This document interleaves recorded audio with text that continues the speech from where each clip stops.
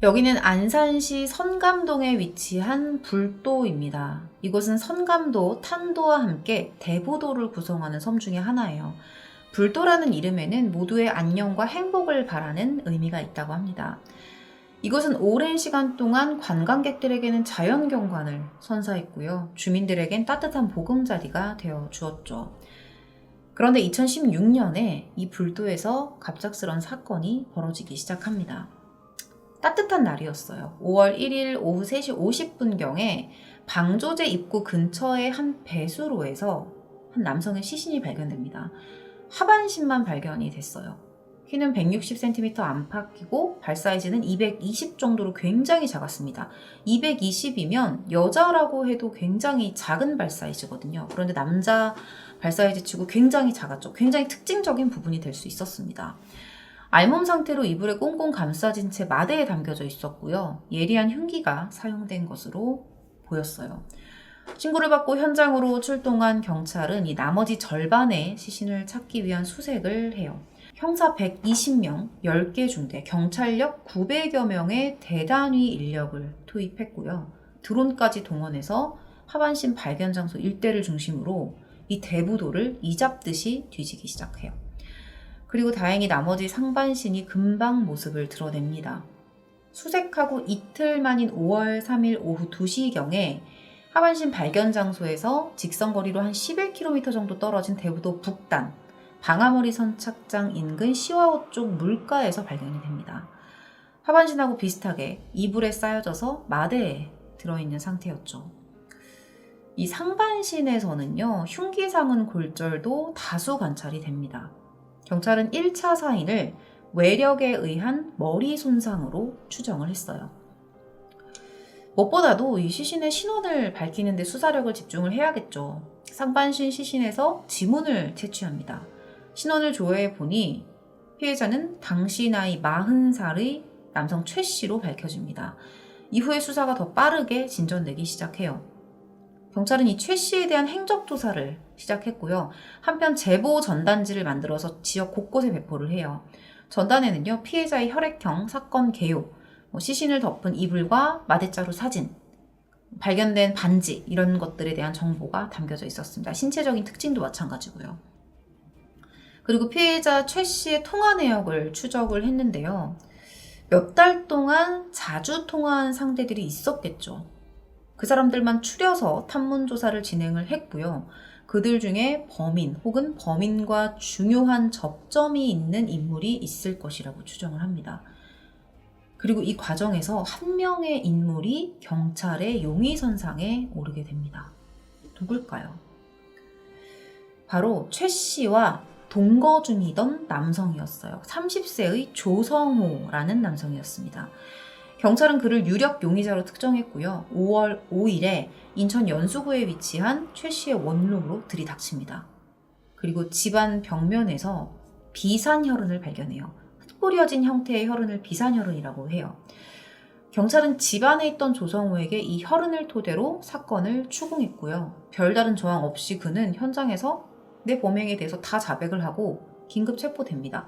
너무 순순히 쉽게 체포했어요. 체포된 조성호를 상대로 프로파일러는 6시간 동안 범죄 심리 분석을 진행합니다. 그리고 그에 대해서 이렇게 말을 했죠. 묻고 답하는 내내 차분했다. 뭔가 숨기려고 머리를 굴리지도 않고 꼬박꼬박 대답도 잘했다. 이런 사건을 벌였을 만한 흉악범이라고는 여겨지지 않을 정도였다. 실제로 이 조성호는 6시간, 조사를 받는 6시간 동안 감정 기복이 없었대요. 감정 기복이 전혀 없었대요. 보통 이렇게 프로파일링을 진행을 하다 보면 답변을 안 하거나 속이려고 해서 힘든 경우가 많은데 조 씨는 답변도 잘하고 협조적이어서 되게 수월했다는 거죠. 조사가 밤늦게까지 진행이 되고 있는데 식사도 잘 먹고 가끔 웃기도 합니다. 그리고 이후에 프로파일러가 조 씨와 계속해서 대화를 하면서 이 조 씨가 전체를 보는 능력이 조금 떨어진다는 느낌을 받았다고 해요.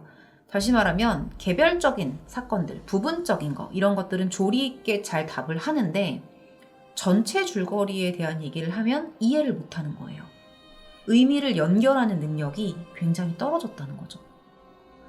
프로파일러가 직접 그 개별적인 것들을 연결해서 야, 이래서 이렇게 한 거 아니야? 이렇게 정리를 해주고 범행, 수법, 의도를 연결해서 얘기해주면 그제야 아, 네 하면서 뭐 긍정하는 것도 아니고 부정도 하지 않는 그런 식으로 대답했다고 합니다.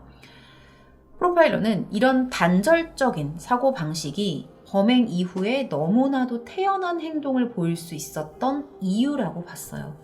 이렇듯 조 씨의 모습은 보통의 흉악범죄 피해자들과는 확연히 달랐습니다. 범행 방식도 마찬가지였어요. 범행을 하고 나서 유기하거나 뭐 증거를 인멸하거나 주변을 정리하거나 경찰 수사, 탐문, 도주 이런 부분들에 있어서 다른 범인들이 보이는 전형적인 모습이 나타나지 않았다는 거예요.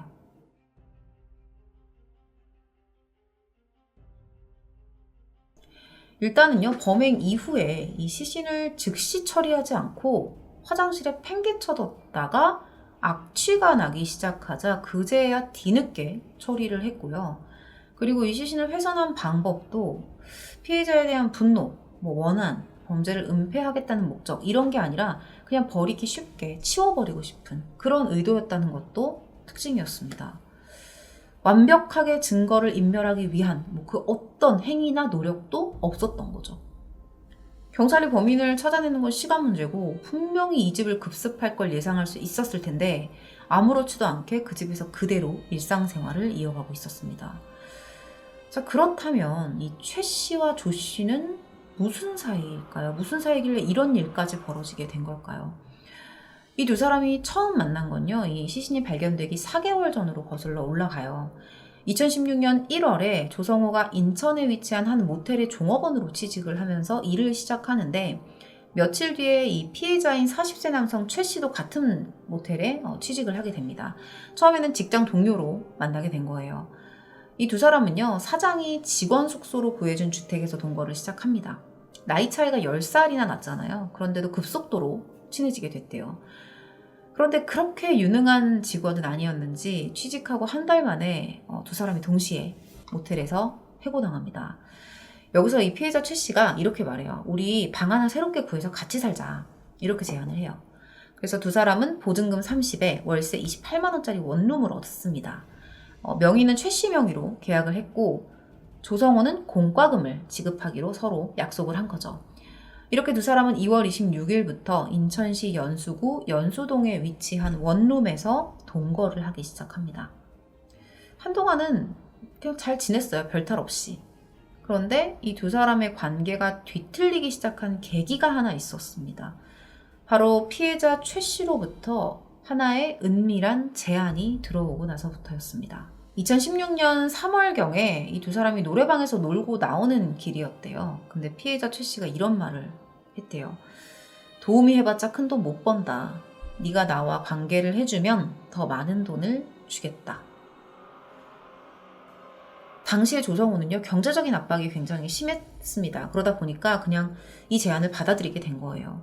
그렇게 1회당 30만 원의 돈을 받기로 약속을 하고서 최 씨와 조 씨가 두 번의 관계를 가집니다. 약속대로라면 최 씨는 조성호에게 60만 원을 줘야겠죠. 그런데 계속 차일피일 미루면서 돈을 안 주는 거예요. 그리고 돈을 안 주면서 거기서부터 갈등이 시작이 됐던 거죠. 한 20일 정도가 흐르고 나서 두 사람이 한 호프집에서 술을 먹습니다. 조성호는 받을 돈이 있으니 돈을 달라고 요구를 해요. 근데 최 씨는 야, 나 한 달 동안 놀았는데 무슨 돈이 있어 이러면서 그를 무시해버렸죠. 이렇게 말다툼이 시작됩니다. 근데 최 씨는 감정이 격해져요. 그래서 조성호에게 집에서 나가라고 소리를 칩니다. 이후에도 지속적으로 집에서 나가라고 요구를 했어요. 근데 이 조성호는 돈도 못 받고 쫓겨나게 생겼잖아요. 그러니까 여기서 앙심을 품고 범행을 준비하기 시작합니다. 그리고 범행 도구를 이 원룸에 미리 숨겨놓기까지 하죠. 4월 10일 저녁에 조성호는 최 씨에게 마지막으로 기회를 주기로 마음먹어요. 만약에 내가 이번에도 요구를 했는데 이걸 안 들어주고 나를 무시하면 자기가 생각했던 그 계획대로 할 생각이었죠. 이때 조성호가 새로 취직해서 공장에 다니고 있었는데요. 거기서 망치까지 가지고 나와서 이 자신의 계획을 준비한 상태였습니다. 자, 여기서부터 제가 말씀드리는 거는 조성호의 진술을 기반으로 작성이 된 거기 때문에 사실 여부는 정확하지 않을 수도 있어요. 4월 13일에 자정을 조금 넘긴 시간에 조성호는 현관문 앞의 냉장고 뒤에 망치를 숨기고 방 안으로 들어갑니다. 집에 미리 도착을 해서 이 최 씨가 침대에 누워 있었대요. 근데 이 최 씨가 조 씨가 들어오자마자 너 언제 나갈 거야? 이러면서 화를 낸 거예요. 그래서 조성호가 나 60만 원 받아야 된다. 그리고 내가 보탰던 보증금 30만 원까지 해서 90만 원을 줘라. 내가 그렇게 하면 집을 나가겠다. 라고 대답을 합니다. 근데 최 씨가 이렇게 말을 했대요. 몸 파는 놈이 지도 좋아서 해놓고는 네가 이러고 사는 거 보니 네 부모는 어떨지 뻔하다. 이런 모욕적인 언행을 던졌다고 합니다. 결국에는 여기서 조성호가 화를 주체하지 못하고 준비한 도구로 범행을 저지르고 만 거죠. 그리고 최 씨를 화장실로 끌고 가서 확인 사살까지 합니다. 조 씨는 이 한평 남짓한 화장실에 최 씨의 시신을 두고 13일을 지냈대요. 무려 13일을. 자신이 생활할 공간이 부족해지자 다리를 벽에 얹어놓고 그 옆에서 용변을 보기도 하고 샤워를 하기도 하면서 계속해서 방치하면서 생활을 했죠. 어느 날 부모님 댁에서 하루 자고 돌아와 보니 악취가 심하게 나기 시작했고 발각될까봐 그게 무서워서 처리를 하기로 결심합니다. 이때부터 10일 동안 그는 화장실에서 시신을 훼손했고요. 일부는 쓰레기 봉투에 담아서 집 근처에 버리고 토막낸 상하반 씨는 렌터카를 이용해서 26일 밤부터 다음날 새벽까지 대부도 일대 두 곳에 유기를 한 것으로 밝혀집니다. 그런데 이 사건이 진짜 더 충격적이었던 건 이 조 씨가 범행 이후에 했던 행동들이에요. 범행을 하고 나서 SNS에 9번에 걸쳐서 글을 올리거든요. 근데 너무나도 태연한 생활을 이어갔던 거죠. 아까 프로파일러가 느꼈던 그대로예요. 특히 이 중에는요, 자신의 10년치 인생 계획을 게시하기도 합니다. 1차 계획, 수면 위로 오르기. 2차 계획, 5에서 10년 안에 2억 만들기. 3차 계획, 마지막 꿈 이루기. 이런 내용들이 있었습니다.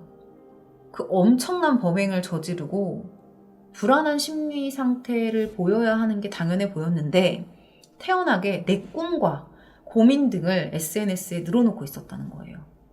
그 이유에 대해서 나중에 물었을 때는 열심히 살고 싶었습니다. 이렇게 말을 했다고 합니다. 경찰은 이 범행 수법이 잔혹한 데다가 사망이라는 중대한 결과가 초래된 점으로 봤을 때 신상정보 공개 대상에 해당된다고 봤어요. 강호순 사건 이후에 신설된 특정 강력범죄 처벌에 관한 특례법 8조 2항을 근거로 국민의 알 권리 보장과 범죄 예방 등 공공의 이익을 위해 구속영장이 발부되면 피의자의 얼굴과 실명을 공개하기로 결정을 했죠. 그런데 5월 7일에 수원지방법원에서 열린 영장실질검사에 출석하기 위해 경찰서를 나설 때 이 조성호에게 마스크를 씌우거나 이런 조치를 하지 않은 채 이동을 했기 때문에 사실상 얼굴이 미리 다 공개가 돼버립니다. 취재 경쟁 붙은 언론사들은 경쟁적으로 사진을 찍어서 기사에 실었죠. 그리고 그의 성장 배경, 평소 행적에 대한 기사가 쏟아지기 시작합니다. 조성호의 삶은요, 이런 짓을 저질렀다고 볼 수 없는 너무나 평범한 삶이었습니다. 경기도 의정부시에서 초중고를 나왔고요. 부모님과 누나 3명이 있는 그냥 평범한 집의 막내 아들이었습니다. 누나가 많다고 해서 여성적이거나 내성적이지는 않았어요. 서울에 위치한 전문대 졸업했고 게임 기획 전문가 자격증 시험을 준비하면서 게임 개발자를 꿈꿨다고 합니다. 그런데 꿈을 이루기에는 좀 쉽지 않았고 방황의 시기도 여러 번 보냈다고 해요. 이후에 2013년에 의정부에 당시 사귀던 여자친구와 함께 애견 카페를 오픈을 했는데 9개월 동안 블로그 활동하면서 또 애견 카페를 운영하면서 인근에서 유명했다고 합니다. 그런데 여자친구가 이 거액의 자금을 훔쳐서 도망쳐요. 결국 가게는 폐업을 하게 됐죠. 조 씨는 당시에 공장, 심지어는 성인영화 여배우를 모집하고 관리하는 매니저로 일을 하면서 단역으로 성인영화에 출연을 하기도 했습니다. 이후에 여러 곳에서 종업원으로 일을 하다가 피해자 최 씨를 만난 거죠. 시신 발견, 범인 검거, 자백까지 굉장히 빠르게 일사천리로 해결이 된 사건이에요. 이 사건은. 그런데 몇 가지 논란이 있었습니다. 첫 번째로 범행을 저지르고 도주도 하지 않고 태연히 SNS를 하면서 지낸 것, 이런 걸로 봤을 때 혹시 사이코패스, 소시오패스가 아닐까? 이런 주장이 제기가 됐던 거죠. 이에 대해서 경찰은 프로파일러를 투입해 사이코패스 여부를 조사합니다. 그리고 분석 결과 조성호는 정상적인 지능 수준을 가졌고 사이코패스, 소시오패스라고 판단할 성향이 보이지 않았다고 해요. 우리가 생각하는 거랑 되게 다르죠. 한때는요, 일부 매체에서 범인이 동성애자라는 오보가 나오면서 혹시 이 동성 연인과의 치정관계 이런 것들이 얽힌 게 아니냐 이런 의혹이 나오기도 했습니다. 그런데 전문가 면담, 심리분석 검사 등 전반적인 조사를 하는 과정에서 동성애자라는 그런 모습은 발견되지 않았습니다. 어디까지나 경제적인 이유로 인해 동성과 관계를 가진 것, 즉 매춘으로 결론이 났죠. 두 번째는 신상정보 공개에 대한 논란이었어요. 이거는 신상정보를 공개할 피의자에 대한 기준이 명확하지 않아서 논란이 됐었는데 당시에 흉악범들의 얼굴이나 신원 공개의 정확한 시점 등이 명문화되어 있지 않았기 때문에 언제 공개를 해야 되는지, 대상은 어떤지, 공개 수준 이런 것들이 명확하게 딱 기준이 딱 정해진 게 없었습니다. 때문에 범인의 주변인들, 특히 가족들을 대상으로 신상 털기가 조금 지나친 양상을 보이기도 했다고 해요. 경찰이 명예훼손, 모욕죄 등의 혐의로 수사에 착수할 수 있다고 경고까지 했지만 이미 가족이나 지인들은 신상 털기로 온갖 비난을 받고 있었습니다. 요 시기에 같은 시기에 원영희 사건 아시죠? 이 사건의 가해자인 부모 얼굴은 비공개가 됐거든요. 그래서 이 명확하지 않은 기준이 논란의 대상이 되기도 했어요. 구속 기소된 조성호는 재판에 올랐습니다.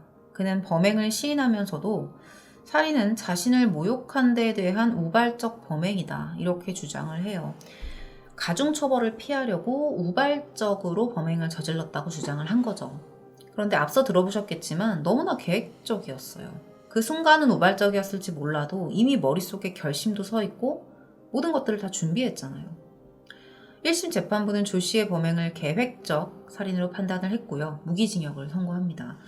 그런데 6개월 뒤에 항소심 재판이 열렸는데 이 재판부가 무기징역에서 27년형으로 감형을 하는 판결을 내려요. 감형의 이유에 대해서 재판부가 다음과 같이 밝힙니다. 경제적인 공공함 때문에 피해자에게 얹혀 살면서 금전적인 도움을 대가로 동성애의 상대방이 됐다가 돈도 받지 못하고 쫓겨날 처지가 되자 자신에 대한 극도의 혐오감과 피해자를 향한 분노가 분출해 범행한 것으로 보인다. 그래서 참작할 여지가 있다고 진술을 합니다.